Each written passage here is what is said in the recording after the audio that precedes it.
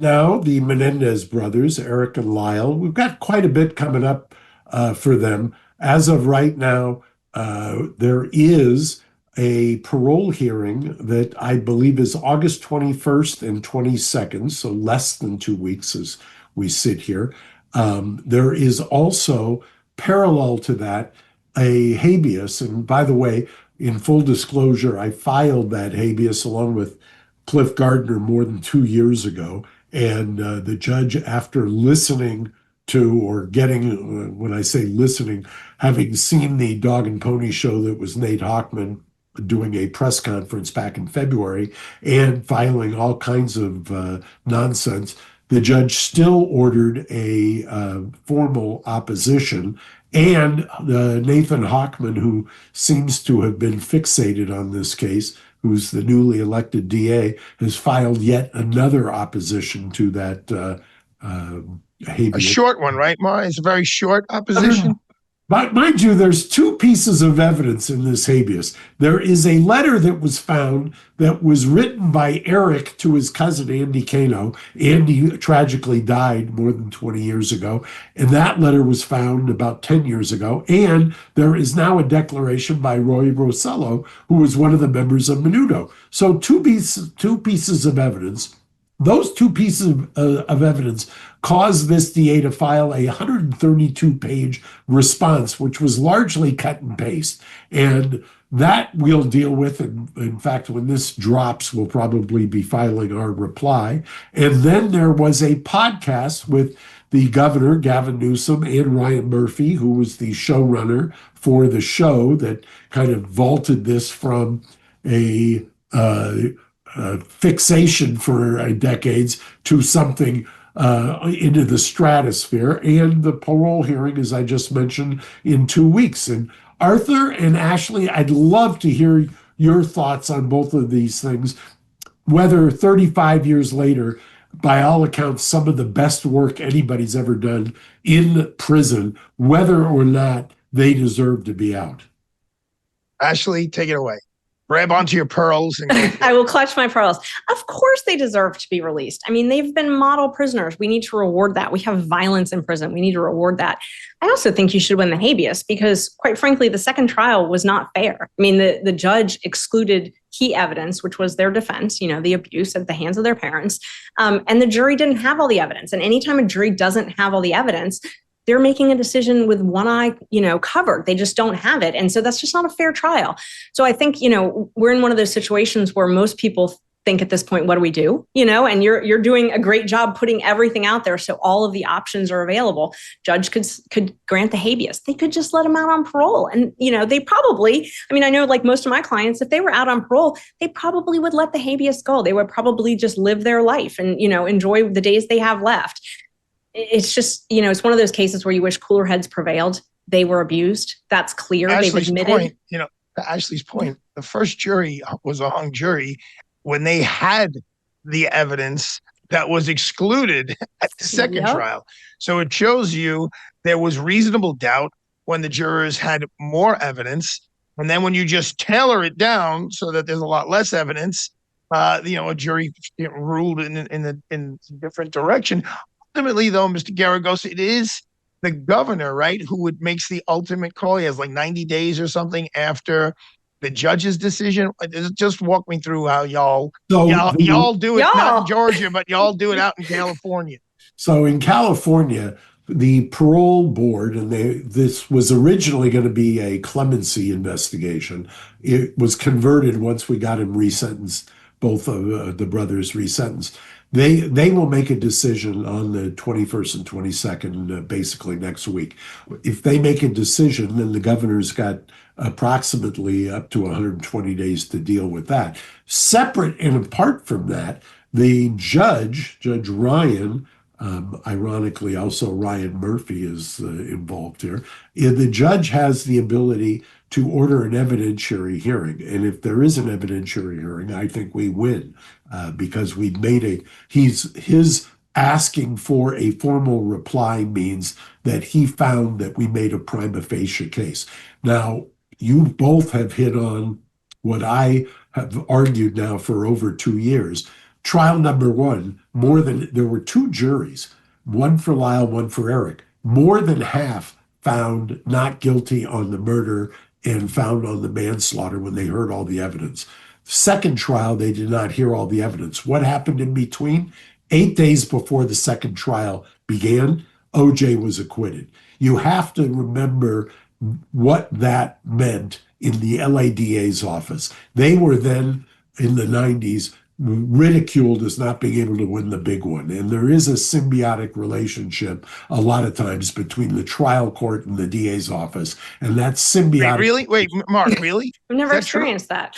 Yeah, I don't. Breaking news will have a cry Right. on Thursday my late father, Tenny's grandfather, used to say, call them DAs in a robe. Oh, yeah.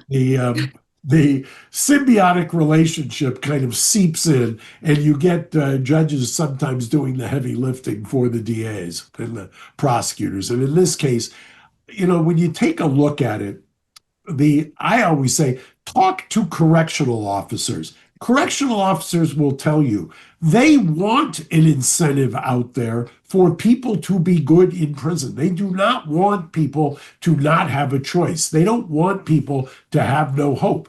These guys had no hope for over 15 years, and they made the right choice. They were still good without hope. Like, that's significant. Yeah. And by the way, that was one of the things that moved the judge in the resentencing hearing to resentence them. He said he had never gotten in any of the resentencing hearings any correctional officer writing letters saying, I would want these guys to live next door to me.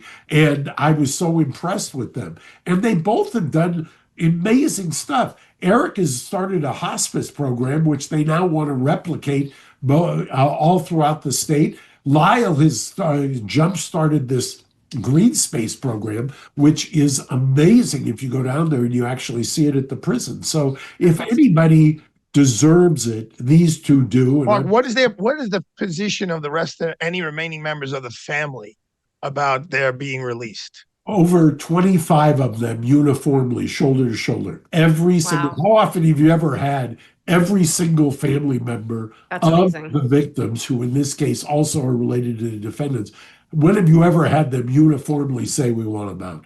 Mark, I had a question about how parole works in California. If the parole board recommends it, is it likely that the governor would go against that? Or is it one of those things that's kind of a rubber stamp? Well, I've had this situation. In fact, Governor Newsom and I got crossways on another client where he had reversed the parole board. It happens. Wow. He just did it with recently with Sirhan. Sirhan and the DA has trumpeted that, but it was a completely different situation. I have to believe, if you look at that podcast, and I don't know if we have an outtake of that. I know you guys call it sods, but in the outtakes of the podcast, Newsom is talking with Ryan Murphy. And Ryan Murphy, I was very critical of him when he started this, because his caricature of Lyle I thought was unfair. But even he has said he's come around since he's gotten into the case. And Gavin Newsom has been very frank that his kids have talked to him about the case. Wow. We're just a few weeks away, August 21st and 2nd, I think, where the parole board is going to make a decision and make a recommendation to you that lands on my desk. Right. Mr. Murphy. That's heavy stuff. It's heavy stuff. And you know what? Intentionally, and I remember that conversation with you. I remember going back, and I kept having a temptation to want to see it, but with the recognition always in the back of my mind that this thing may land on my desk. I don't want to be persuaded by something that's not in the files. Yeah, I get that. I think once you get into it, it really is quite, I think, compelling. Once you see and talk to the family members, mind you, when you have Kitty's sister, Jose's sister, so you've got both sides of the family. Both sisters have testified now that they want them out. I mean, it's heartbreaking. That Mark, when that testimony, they say they want them out. Did they tell you why? Is it because they think they've served enough time, or they think they didn't do it, or not only have they served enough time, but have in a very impassioned way feel a sense of guilt that they themselves did not intervene. And a number of family members say that. At the resentencing hearing, we put on two or three of the family members who literally testified to what was happening in that house. One of the things, Cliff Gardner, who brought me into this case originally, who I think is one of the best, next to Alexandra Shapiro, I call those two the great appellate lawyers of our time. The Cliff always talks about the hallway rule. And can you imagine this? The hallway rule was, and the family testified to this, family members testified to this. If Jose was down the hall with one of the boys in a bedroom, nobody was allowed to go down the hallway, and Kitty enforced that. That to me, that's inexplicable and almost incomprehensible. That is. In my case, it's because my dad was taking off his belt and whipping my butt because I did something wrong. Well, me too, Arthur, but my dad didn't go into the room. He used to, I can't tell you how many times there's a picture of myself and my two brothers. No. I had to go to my room. I had to think about what I did. And then I'd have the joy of hearing him go to his bedroom and hear the belt thing wriggling. Which belt was he going to grab? And then I had to hold on to the radiator as he then gave me a lecture, and my backside was warmed. And I thank God that he did that, which was a very different scenario than what the accusations are here in your case. Well, I wish you the best of luck, Mark. I know you've been working very, very hard on it.